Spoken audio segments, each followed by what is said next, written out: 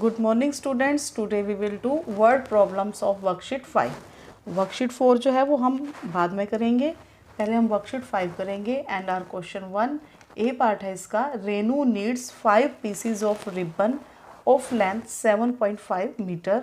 What is the total length of ribbon needed. It means Renu को ribbon के 5 pieces चाहिए थे और हर पीस की लेंथ कितनी थी, 7.5 मीटर।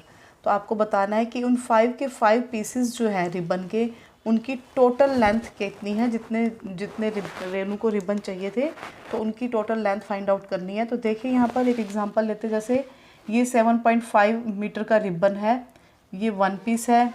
इसी तरह से सेकंड पीस, ये थर्ड पीस, ये फोर्थ एंड ये फिफ्थ।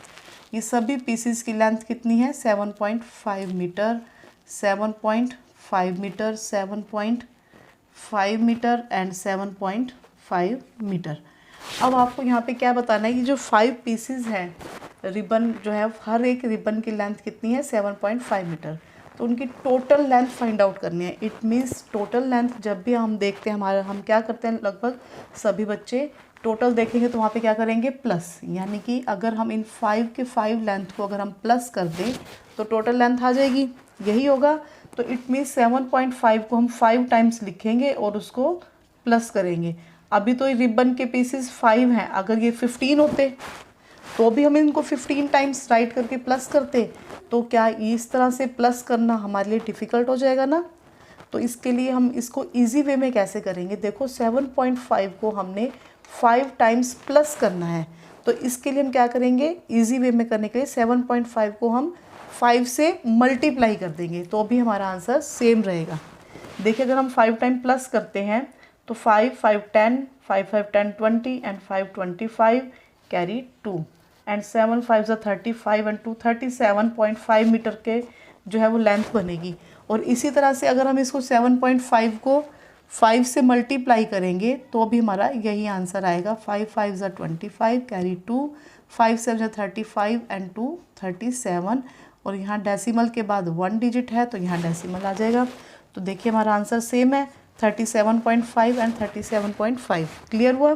तो इसलिए हम यहाँ पर क्या करेंगे, जब किसी भी नंबर को जो बार बार रिपीट हो रहे हैं और हमें उनको प्लस करना है, तो जितने टाइम्स वो नंबर रिपीट हो रहे हैं तो उतने टाइम्स से हम उसको मल्टीप्लाई कर देंगे। अगर ये 7.5 15 टाइम्स होता तो ऐड करना बहुत डिफ़िकल्ट हो जाता हमारे लिए। तो हम क्या करते, फिर 7.5 को 15 से मल्टीप्लाई कर देते। क्लियर है। तो अब यहाँ पर इसको इजी बनाने के लिए हमने क्या किया, इसको 5 से मल्टीप्लाई कर दिया। तो अब हम क्वेश्चन में भी यहाँ पर मल्टीप्लाई करेंगे। देखिए कैसे करेंगे सम को। तो देखिए कैसे करेंगे सम को हम। आपने ये स्टेटमेंट नोटबुक पे राइट नहीं करनी, ये बुक में लिखी हुई है। आपने जस्ट यहाँ से आंसर स्टार्ट करना है। आप यूनिट का नेम लिखोगे, वर्कशीट लिखोगे, क्वेश्चन 1 डालोगे और फिर आंसर राइट करोगे। तो लिखेंगे length of 1 piece of ribbon is equal to 7.5 metre, then length of 5 pieces of ribbon. अब हम यहाँ पे क्या करेंगे, 7.5 को 5 से मल्टीप्लाई कर देंगे। तो यहाँ पर आपने ये नोटबुक में, फेयर नोटबुक में मल्टीप्लाई करके दिखाना है।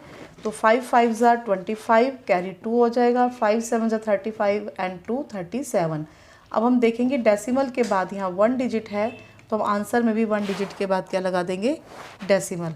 राइट हैंड साइड से 1 डिजिट काउंट करेंगे और डेसिमल लगाएंगे तो हमारा आंसर आ जाएगा 37.5 metre.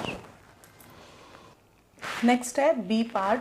1 mathematics book of class 5th cost ₹75 and 50 paise. What is the cost of 15 such books. यहाँ पर क्या किया हुआ है कि मैथमेटिक्स की 1 बुक है 5th क्लास की, जिसकी कॉस्ट कितनी है, 75 रुपीज़ एंड 50 पैसे।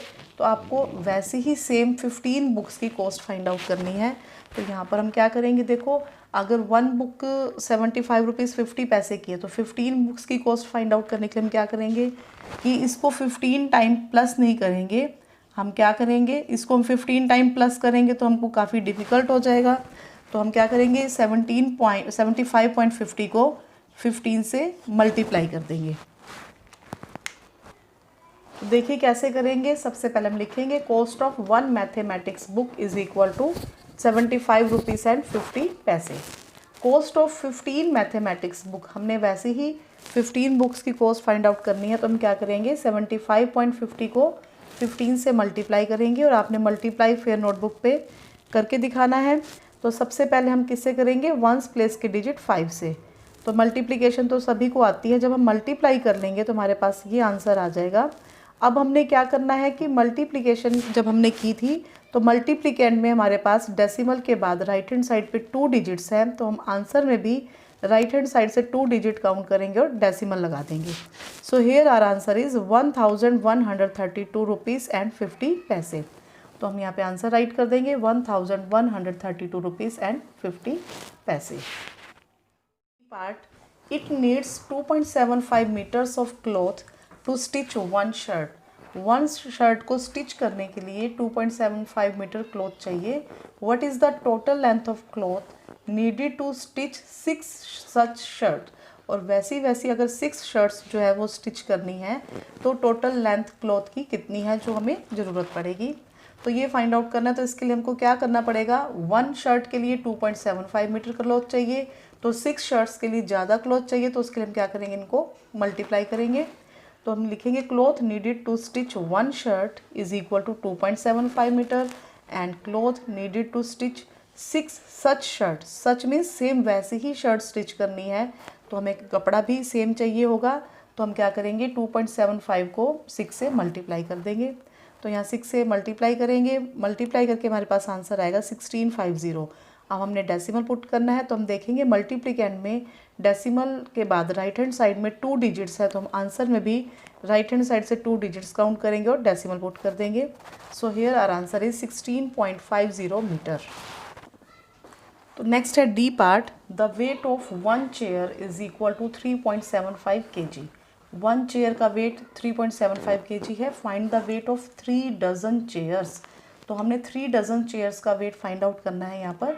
तो 3 डजन चेयर्स में नंबर ऑफ़ चेयर्स कितनी होंगी, सबसे पहले तो हमको ये फाइंड आउट करना पड़ेगा, क्योंकि यहाँ पर इनकी जो यूनिट है ये सेम होनी चाहिए। यहाँ पर अगर 1 चेयर है तो यहाँ पर भी जो चेयर है डज़न की बजाय इस काउंटिंग में डज़न को हमको नंबर्स में चेंज करना पड़ेगा।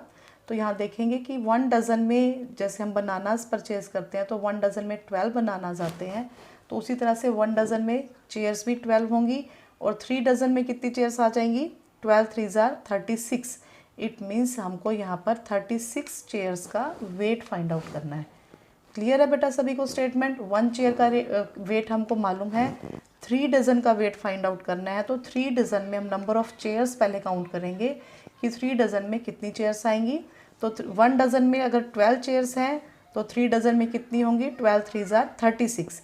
इट मीन्स यहाँ पर हम 36 चेयर्स का वेट फाइंड आउट करेंगे। तो देखिए इसे कैसे सॉल्व करेंगे। सबसे पहले हम लिखेंगे 1 dozen is equal to 12 and 3 dozen is equal to 12 3 36। So here number of chairs are 36 and we have to find the weight of 36 chairs. So weight of 1 chair is equal to 3.75 kg and weight of 36 chairs. तो 36 chairs का weight find out करने के लिए हम क्या करेंगे, 3.75 को 36 से मल्टीप्लाई करेंगे। तो first of all ones place के डिजिट से मल्टीप्लाई करेंगे 6 से, देन 3 से। तो हमारे पास मल्टीप्लाई करके आंसर आएगा 13500। तो हमने डेसिमल कैसे लगाएंगे, हम देखेंगे multiplicand 3.75 is multiplicand and 36 is the multiplier. तो मल्टीप्लिकेंड में डेसिमल के बाद हमारे पास 2 डिजिट्स हैं राइट हैंड साइड में, तो हम आंसर में भी राइट हैंड साइड से 2 डिजिट्स काउंट करेंगे and we will put decimal here 135.00। तो हमारे पास आंसर आ जाएगा, यहाँ 125 लिख दिया, यहाँ 135 आएगा। तो हम क्या लिखेंगे 135 kg। अब यहाँ देखिए डेसिमल के बाद क्योंकि 0 आ गया तो इनकी कोई वैल्यू नहीं होती, तो हम क्या लिखेंगे 135 kg। तो हमारे पास 3 डज़न चेयर का वेट कितना आ जाएगा, 135 kg। नेक्स्ट है E part, the cost of 1 kilogram of mangoes is ₹65। 1 kilogram mango की कॉस्ट कितनी है, 165। Find the cost of 2.5 kg mangoes.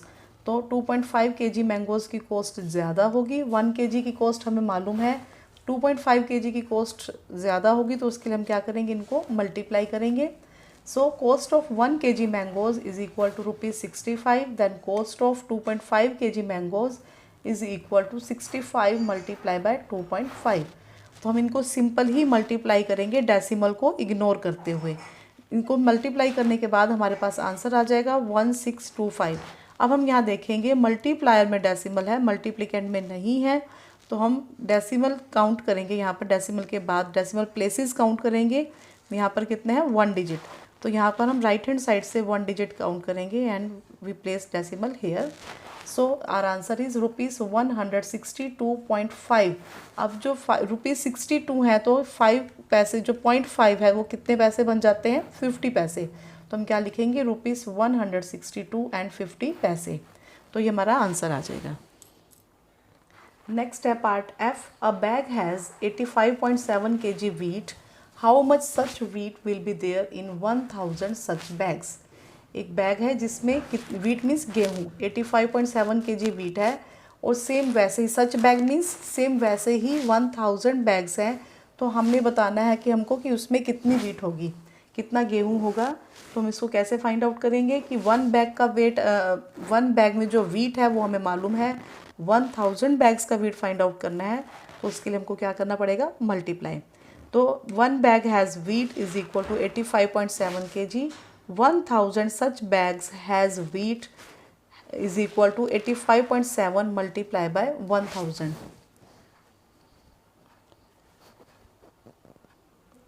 तो हमको क्या करना है 1000 such bags have wheat। 1000 such bag means same वैसे ही बैग में अगर हमको वीट बताना है तो हमको 85.7 को 1000 से मल्टीप्लाई करेंगे।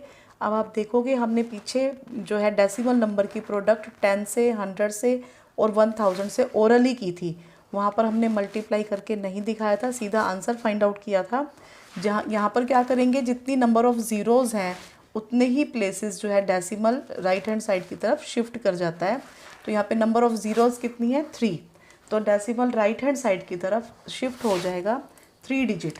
तो हम देखेंगे 85, उसके बाद यहाँ पर डेसिमल यहाँ था तो 3 प्लेसेस शिफ्ट होगा। यहाँ पर हमारे पास 1 ही प्लेस है तो हम 2 प्लेसेस अपने आप से यहाँ पे क्या लगा देंगे 0, और इसके बाद यहाँ पर डेसिमल आ जाएगा। तो अब होल नंबर के बाद डेसिमल की कोई वैल्यू नहीं होती, पीछे हम 0 0 लगाएंगे तो यहाँ डेसिमल की कोई वैल्यू नहीं होती। तो हम इतना ही आंसर फाइंड आउट करेंगे 85,700। तो यहाँ पे हम क्या लिखेंगे kg। तो जो 1000 बैग्स हैं उनमें कितना वीट होगा 85,700 kg। तो यहाँ पर आपको मल्टीप्लाई करने की ज़रूरत नहीं है, यहाँ पर हम ओरली ही मल्टीप्लाई कर लेंगे और सीधा डायरेक्ट आंसर लिखेंगे, क्योंकि नंबर ऑफ़ ज़ीरोज़ यहाँ पे 3 हैं तो डेसिमल जो है 3 प्लेसेस राइट हैंड साइड की तरफ शिफ्ट हो जाएगा। तो यहाँ पर आएगा, यहाँ पर डेसिमल की वैल्यू नहीं है तो इसलिए हम यहाँ पर 85,700 ही राइट करेंगे। तो बेटा अब हमने वर्कशीट 5 कंप्लीट कर ली है। तो आपका आज का होमवर्क यही है कि आप ये वर्ड प्रॉब्लम्स जो है वर्कशीट 5 की ये अपनी फेयर नोटबुक में कंप्लीट करोगे। ओके बेटा, थैंक यू।